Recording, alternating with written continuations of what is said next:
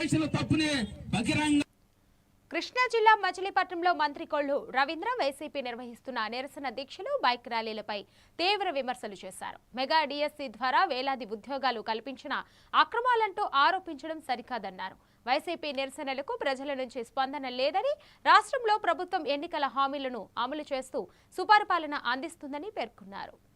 ఈరోజు రాష్ట్రంలో ఒక చక్కటి సుపరిపాలన ఇస్తూ అన్ని వర్గాలకి ఆగిపోయినటువంటి అన్ని సమస్యలు కూడా పరిష్కారం చేసుకుంటూ అందులో ప్రధానమైనటువంటి మెగా డిఎస్సి కూడా కండక్ట్ చేసి దగ్గర 16,300 మంది ఉద్యోగ అవకాశాలు కల్పిస్తే నాయకులు పెట్టుకుని బైక్ ర్యాలీలని నిరాదీక్ష అని చెప్పి డ్రామాలాడాలని ప్రయత్నం చేస్తూ ఉంటే ఇవాళ ప్రజలు చేదరించుకుంటున్నారనే విషయాన్ని ఈ సందర్భంగా గొడ్డల పార్టీ నాయకులు తెలుసుకోవాలని చెప్పి నేను కోరుతా ఉన్నా. ఇవాళ రాష్ట్రంలో చక్కటి పరిపాలన సుపరిపాలన అందిస్తున్నాం. ప్రజలకు ఇచ్చినటువంటి ప్రతి హామీ నిలబెట్టుకుంటున్నాం. సూపర్ 6లో దాదాపు 95% పూర్తి చేశాం.